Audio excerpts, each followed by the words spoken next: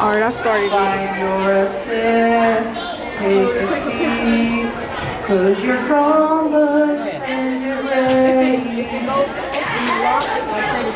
My hands are full. Okay. Find your assist, take a seat.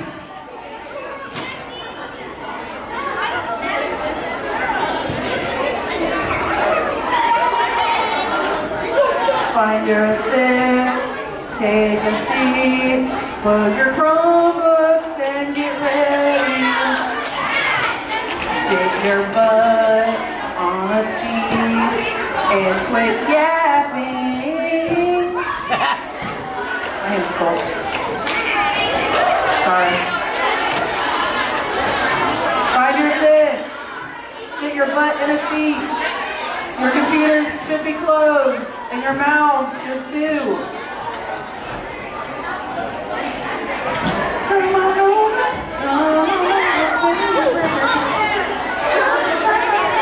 Find your assist. Find your assist and take a seat. The sooner we're seated, the sooner we're started.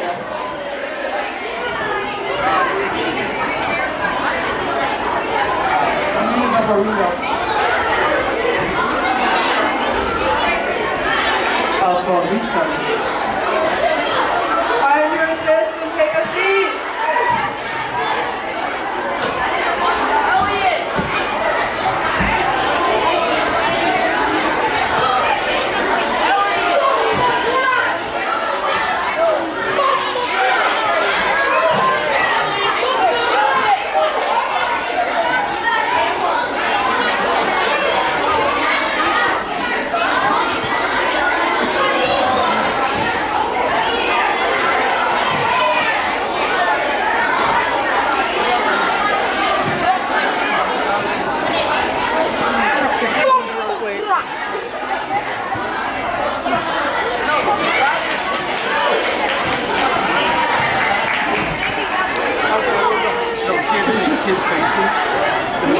Yeah, so right here it just shows like the back. You want to check it out? How does the MC? You can see his face. Oh, his face? You can see any kid's faces. Okay. Do you want to check? You want to take a look and see? Well, I mean, they're facing this way, so you can't really identify their face, but you can take a peek and look just to double check. Boys in the back rows, you need to move your bodies to your assists. The boys who are in my assist that are not sitting in the proper rows need to move their bodies. No one should be in the row behind Juliana.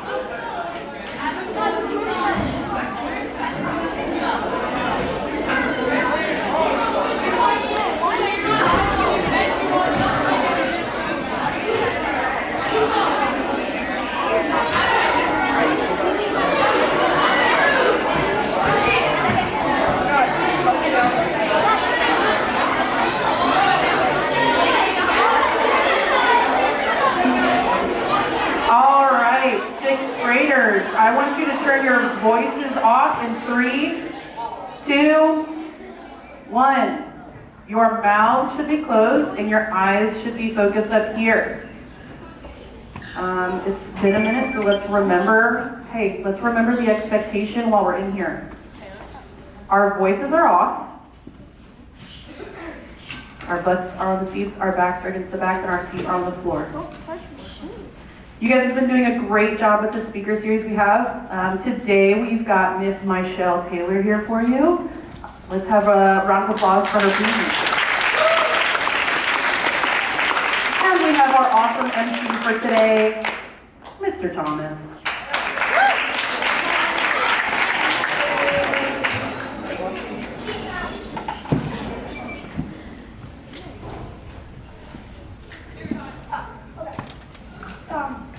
Life isn't perfect. We all face challenges in our lives. Today's guest is going to share her experience and inspire us to become our best self. Please welcome Mrs. Michale Taylor, an entrepreneur, a leader of our community, and CEO of Authenticity Alchemist.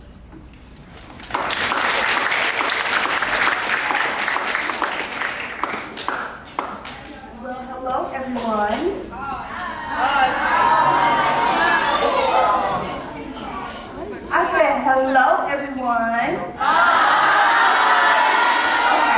that's a lot better.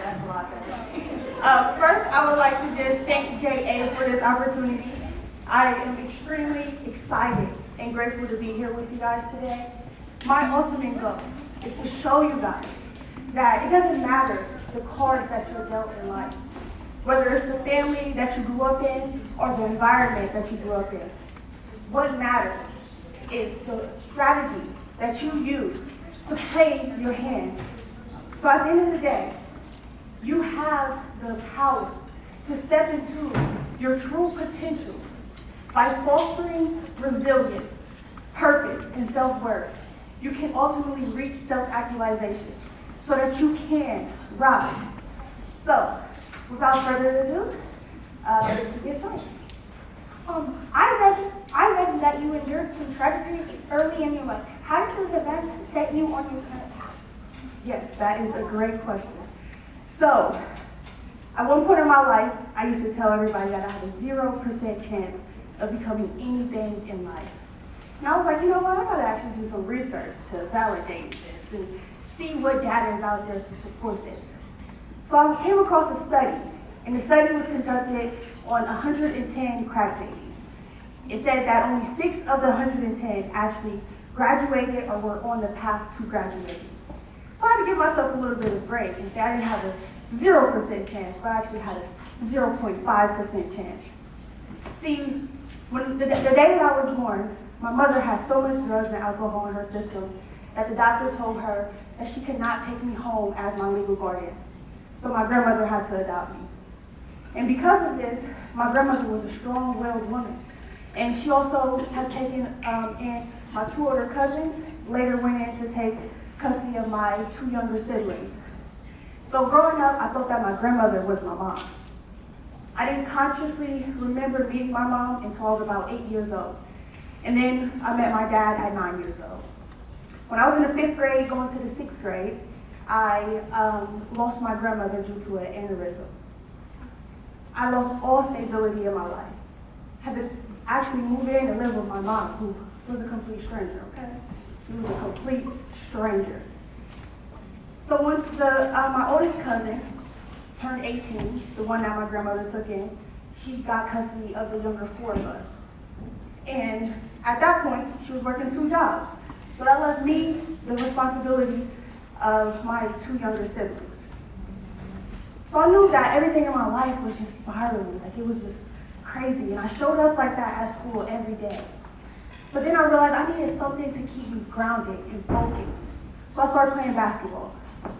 And my only goal was to go to the WNBA. That's all I wanted to do. By my senior year in high school, me and one other girl scored over 1,000 points at Briggs High School, leaving a legacy that I didn't even know that I was leaving. I just dialed in and focused every single day on becoming the best basketball player that I could become. Shortly after, the coach told me, hey, Coach at Outervine wants to recruit you on a full-ride scholarship. I was so excited. It's like, yes, everything that I worked so hard for is about to come true. You ever have something like that? I'm like, yes. But 45 days before I graduated, I found out that I was pregnant. So everything that I just worked so hard for was gone in the blink of an eye. And since I was a single mother, I didn't have much support. My family didn't have the financial resources to help me out. So I knew that I had to do something different. And one thing that I realized is that everybody in my family, they would start stuff and they would stop. And they wouldn't continue on moving forward in their life. So there's people that went to college, but they didn't finish. I told myself that I have to finish what I start. So I also read an article a quote from Einstein. He said, doing the same thing over and over again and expecting a different result is insanity. So I was like, I don't want to be insane. Okay, I do not want to be insane, so I'm going to do something different. So I went to college, and that's when I started to study business, entrepreneurship, and real estate. And that's what opened up the doors to me being the person that I am today. On your website, you write,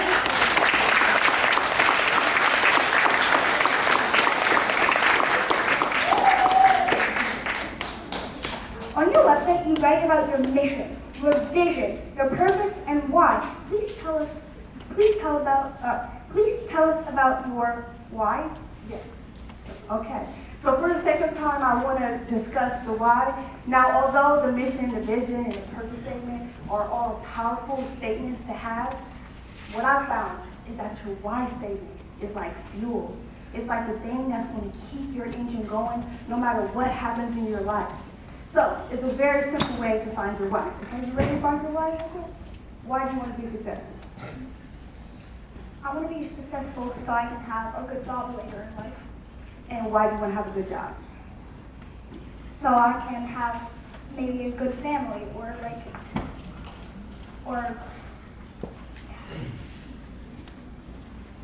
just like have a good life. Okay, so why do you want to have a good family and a good life? I just do. Okay, that's okay. That's okay. Most people get stuck at the 3 and the 4. So when you ask yourself, why? And it's okay to get stuck because that means you have to go deeper. And when you go deeper and deeper, you'll find something within your core, within the essence of who you are, as to why you wake up every single day and want to live life to the fullest. So the statistics on the crack babies wasn't the only statistic that I found. I also did a little bit more research, okay? I was not the best behaved student, and I didn't like reading, but I had to do something different. So I started doing some research. I came across some statistics. One of the statistics said that 1 in 4 students will be incarcerated at one point in their life. Another statistic said that white students are 7 times more likely to die due to overdose or suicide. Another statistic said that 1 in 10 black youth will lose their life before their 20s. And when I realized that those statistics was true, I had to step back and say, I have to make it my duty and my personal obligation to ensure that these students can live beyond the statistics that many of them are held to. And the reason for that is because one of those statistics hit home for me. On June 16th, 2020, the same little brother that I had to take responsibility for when I was 12 years old lost his life during a home invasion, a case that we're in code. We still to this day don't know what happened. We don't know why.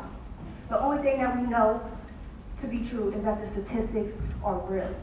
So when I tell you that children that are born in a single-family household are 5 times more likely to live in poverty, or that the homicide rate is 10 times higher for black youth, those aren't just numbers that they pulled out of the sky. So that's why I made it my personal obligation and duty to be the force for good and show people that it doesn't matter where you come from or what you've been through, that you can make a difference and make a change. And in doing so, what I had to do was, oh, you have to ask a question. I want to just keep rolling, okay? You have created a philosophy called Rise to help individuals break through barriers and align with their highest selves. Please describe the 4 pillars of this framework. Yes. So the RISE framework is what I created based off of what I did. So I had to reverse engineer everything that I did to beat that 0.05%, to demystify the odds and become the best version of myself. So that I can show up not only for myself, but for my daughter. So the RISE framework is restore and rebirth. You have to restore your emotional wounds. That way that you can move forward and create a new perspective of life. So that you can be reborn again to the highest and best version of yourself.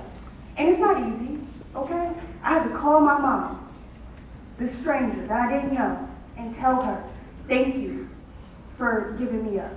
Thank you for not arguing with the doctors and telling them that you're going to take me. Thank you. I had to call her 2 years ago and tell her that I loved her for the first time.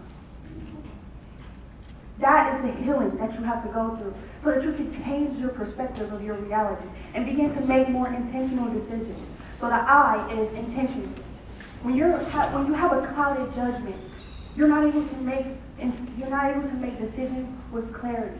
So you have to make sure that you set clear, intentional goals that are in alignment with what it is that you want to achieve in life. So that you can then start fostering self-love. Fun fact, also when I was in high school, I got voted teacher tormentor. And I was happy. I was like, yes, I achieved my goal. But then I realized I wasn't really a teacher tormentor.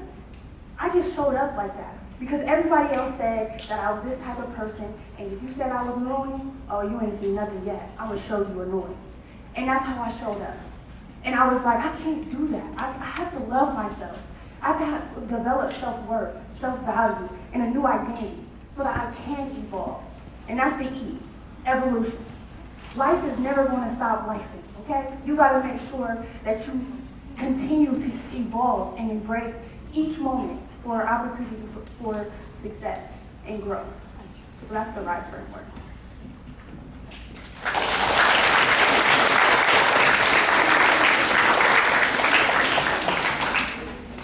You've also created the being framework, which empowers individuals to transform their mindset, take control of the future, and lead with authenticity. Please describe the 5 key elements of this mindset.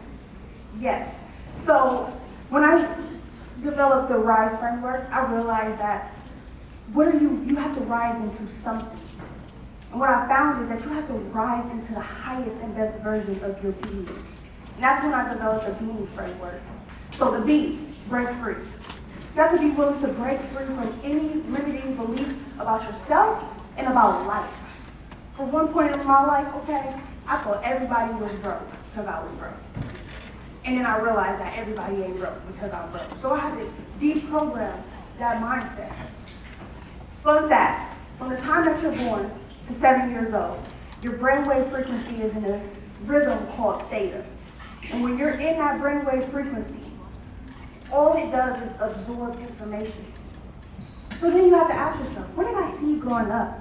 What was in my environment? What did I hear subconsciously? Because what if I told you, your thoughts may not even be your thoughts. Your behaviors may not even be your behaviors. Your perspective of life may not even be yours. So you have to break free from that so that you can start to embrace and own your story. And look at your life as, this happened to me for a reason, and own that, and step into that power. Because if you're blaming somebody else, then guess what you're doing? You're giving your power away. And you need that energy to be able to transform yourself. And in the I, once you realize that, you'll ignite something within you. And that passion is going to fuel you. It's going to make you hungry. It's going to make you more determined than you ever been. So that you can then start to have a new beginning. You'll be in new environments. You'll put yourself in new environments. You'll put yourself in a new perspective, in a new paradigm, so that you don't have to keep thinking the same way. And as a result, you'll start to feel more grateful for the things that you've been through. And you won't look at life from all the negative perspectives. One thing that I learned about gratitude is that it is an underutilized tool. You have to be grateful. And you get to be grateful because you're worthy of being grateful for every aspect and embracing every aspect of your life. So that's how you rise into your being. Thank you.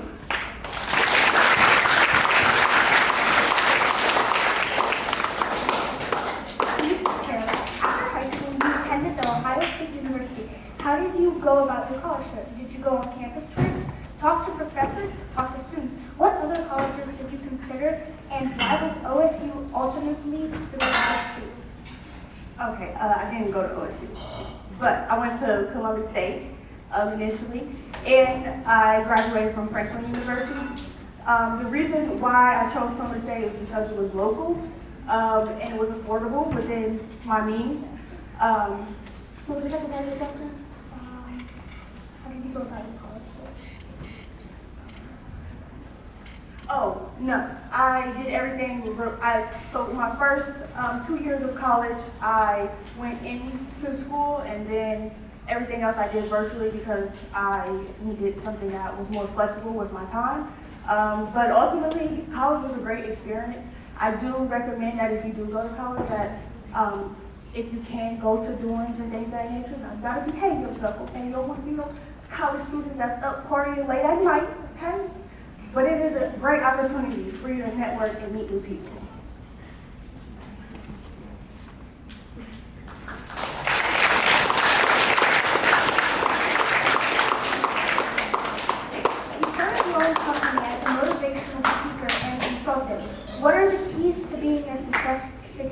successful entrepreneur? And as the owner of the company, what are the tasks that fill your work in? Yes, that is a great question.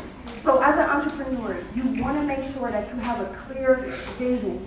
You want to know what it is that you want to achieve in 1 year, in 3 years, in 10 years.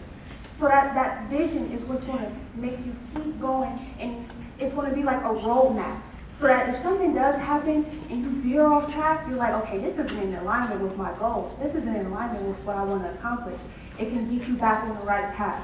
So you want to do that, have a clear vision. And you also want to make sure that your branding speaks to your audience. So whatever it is, that product or service that you are providing, you want to make sure that whenever your target audience sees your company or sees whatever it is that you're offering, that they're like, yes, this is going to solve my problem and I need to do business with them.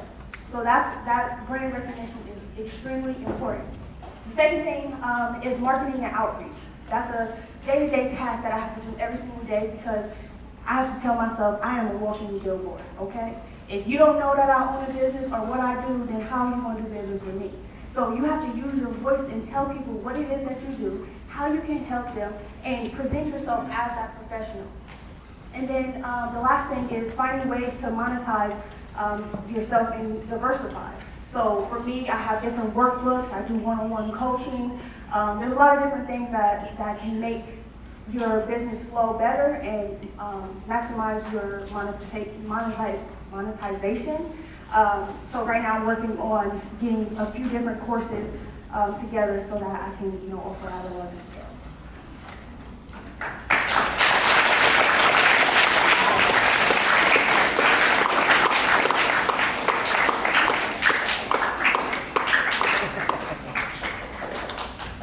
I understand that you have a fun activity planned for us. Great, let's get started. Okay, cool. So, the activity, are you the participants or just anybody to participate? Raise your hand if you want to be a participant. I see your hand first.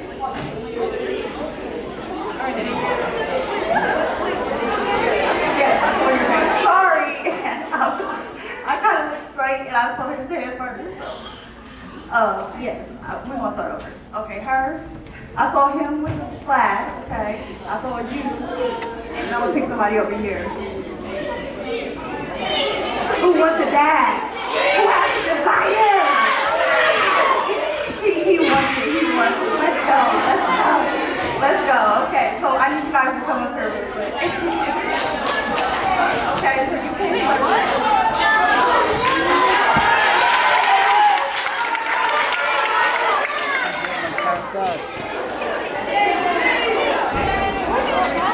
Which one of you two want to partner up? Y'all still, okay.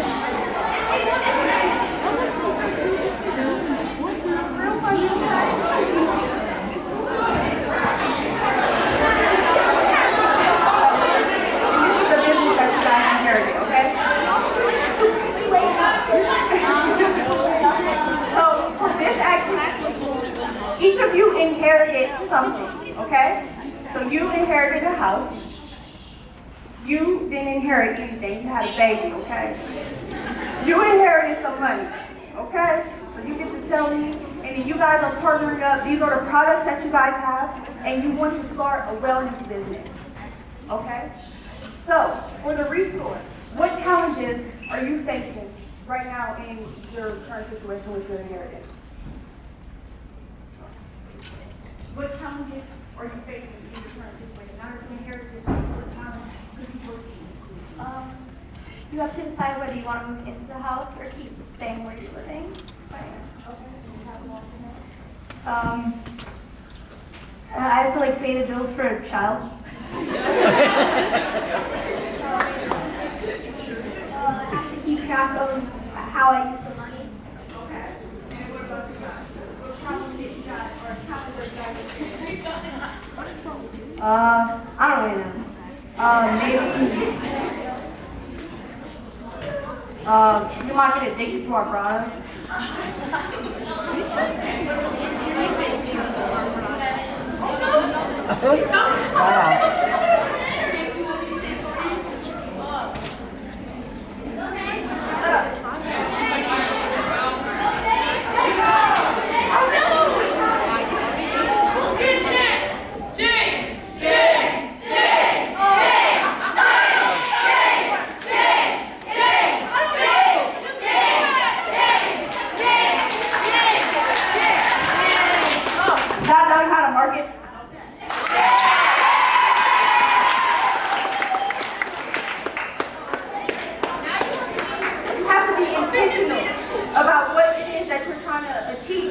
now that you have this new inheritance.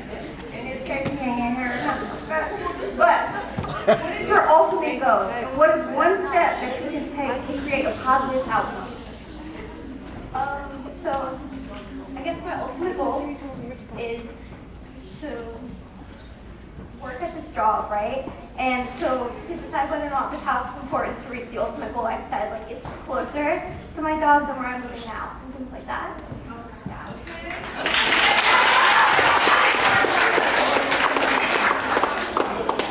My probably ultimate goal is to support me and my child.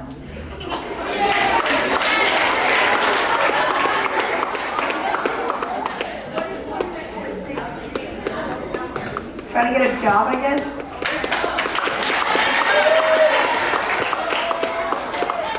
My ultimate goal is to get more money.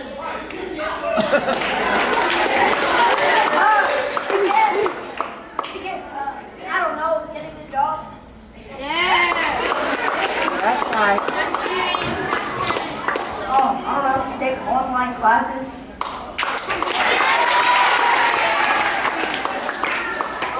We want to grow our company in some steps. We can take it.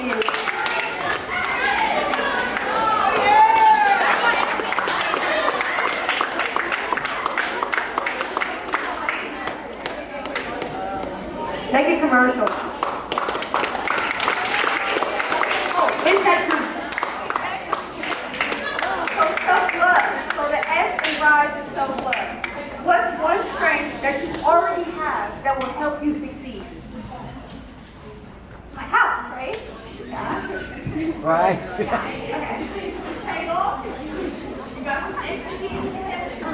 So the house I care.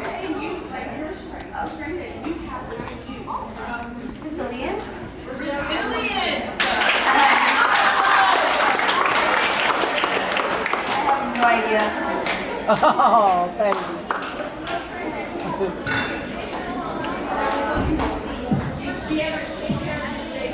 Being convincing to get a job. Hey. Probably having a lot of money right now. Probably having a lot of money.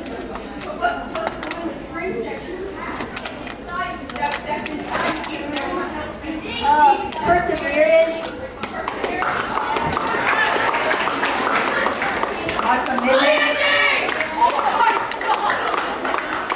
My commitment.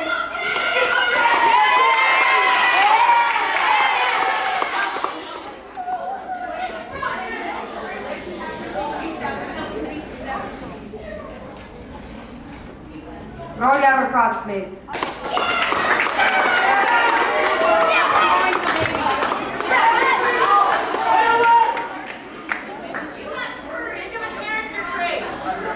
Shout out, Britt, I have courage.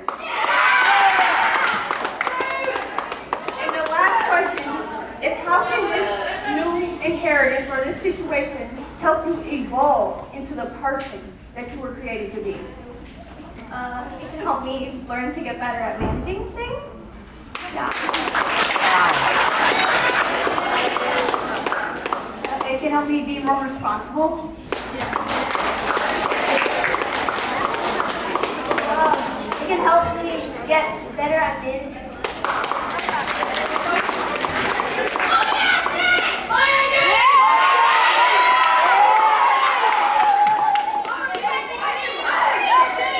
It can help me be richer.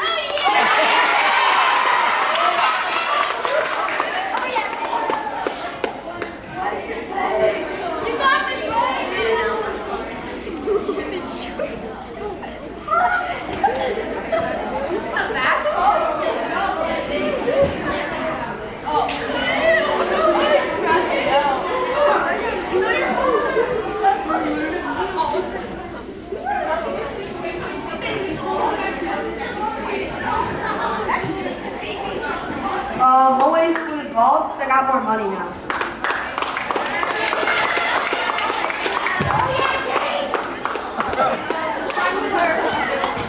So the whole purpose of this is that you don't get to choose the cards that you're dealt. You don't get to choose if you have an inheritance or if you don't have an inheritance. For her, she got an inheritance. So now she can be intentional about the next moves in her life and see how can I make money off of this, or how can I lower my cost of living by moving into the house. For him, kind of like me. When I got pregnant, I didn't know what I was going to do. I was like, I don't even know how to change diapers, okay? So developing the responsibilities to be able to take care and show your kids the right way, that's great. For you, inheriting money. You might have been just dealt some cards where you have a relationship, where your family had successful businesses, and you were able to inherit some wealth off of that. And for you guys started with a vision, a product that you wanted to bring to the marketplace, and now you know that, hey, I have these products, how can I make some money so I can really be rich, like they say. So, that's the whole activity. I want you guys to each share, what do you think was most valuable in learning in this activity? I liked how you had us think about what our goals were in life and like how to use the things we have to reach them.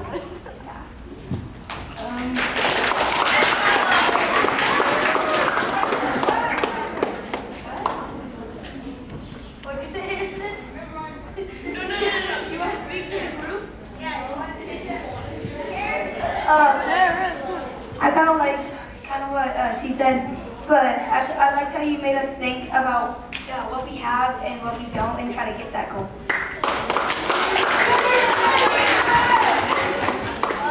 I don't actually really know.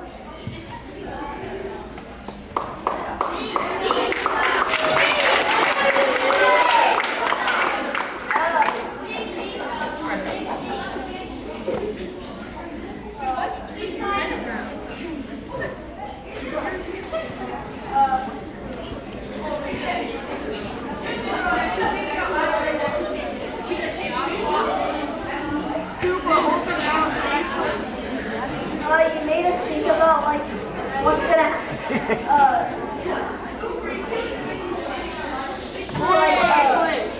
Like predict what might gonna happen. Like how you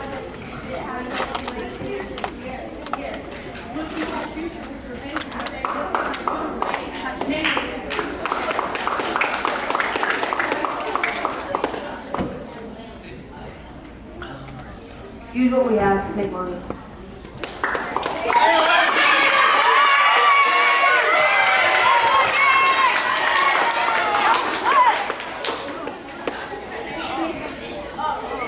Listen,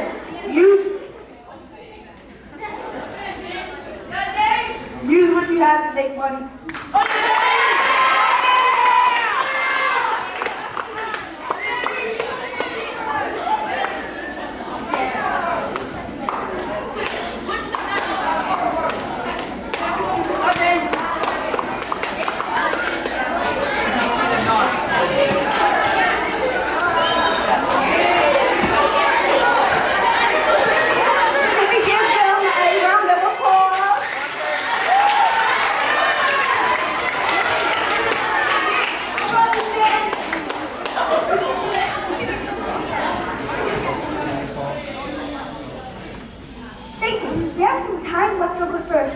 And a few of my fellow students have submitted questions for you.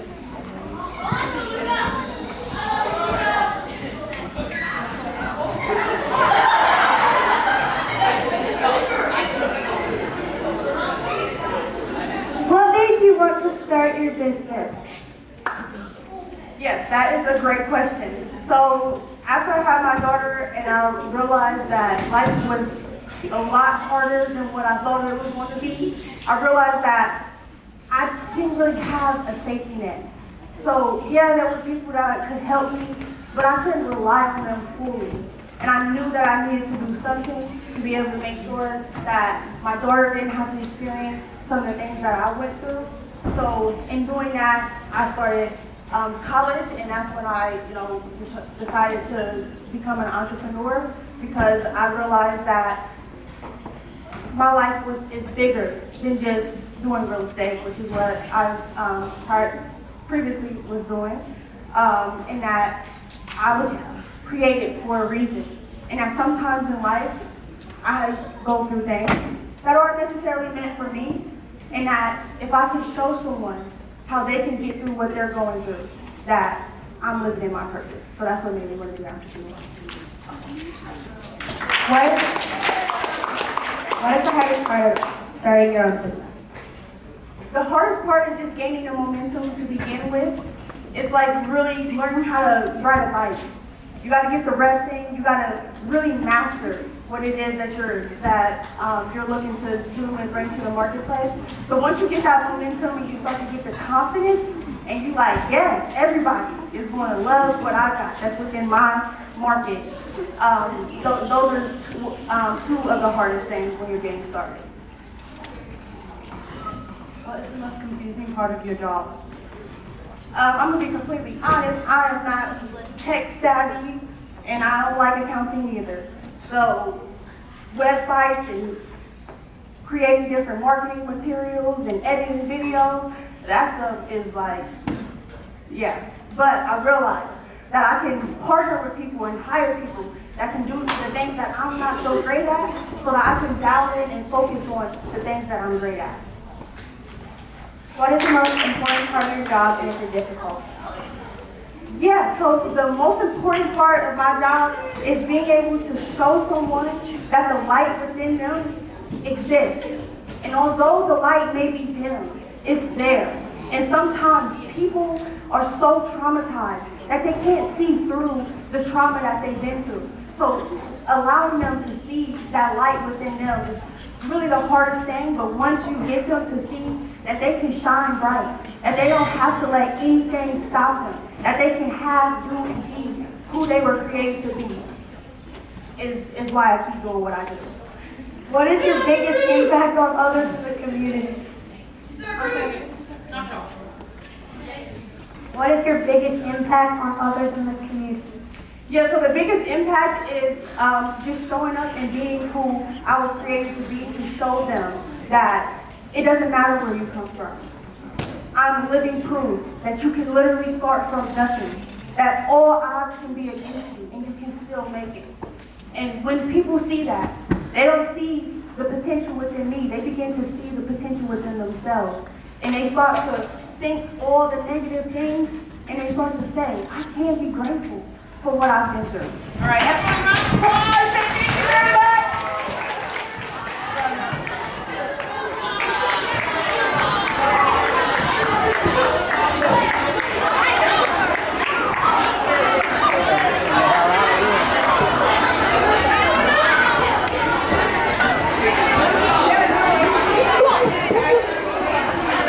Watch it.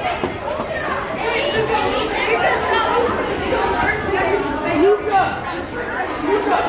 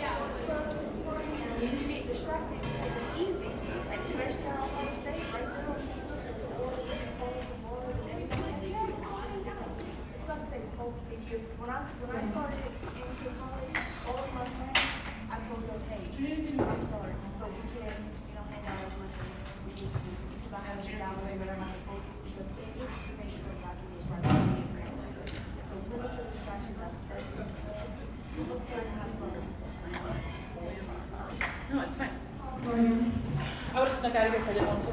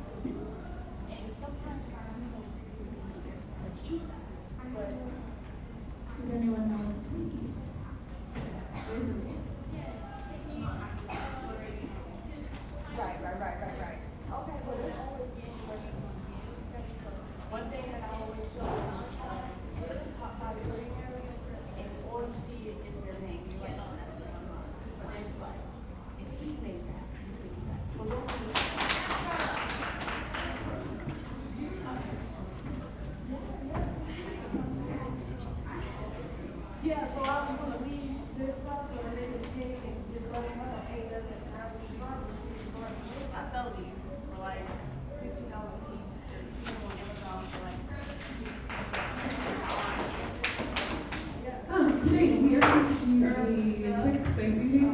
We're going to do some work on to stop the change. We'll pass it out to the we'll review top of top, and then I have a little activity that we're going to do at our end. Questions. To start us off. Somebody tell me.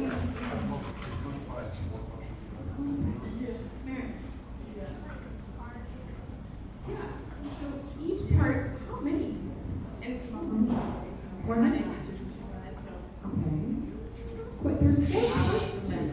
Is this 4? It's only 1 beat. This whole thing equals 1 beat. So if we divide 1 into 4 parts, how many beats does each get? Ella? 1/4. 1/4. So this is a 4th. This is a 4th.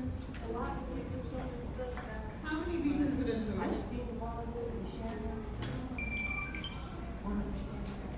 How many beats does Tommy get?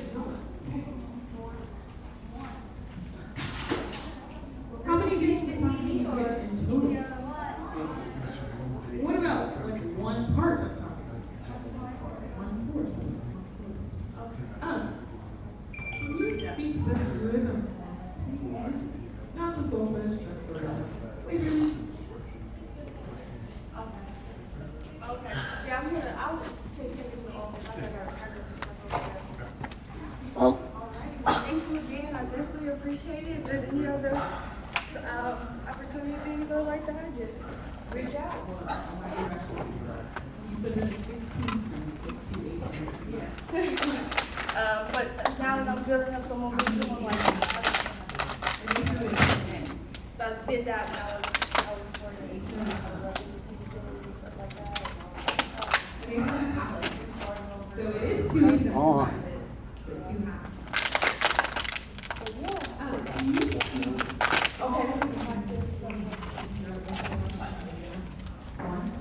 You taking that box? I'm going to put it in the office. When you said something about your mom, it was 2 little boys sitting right here.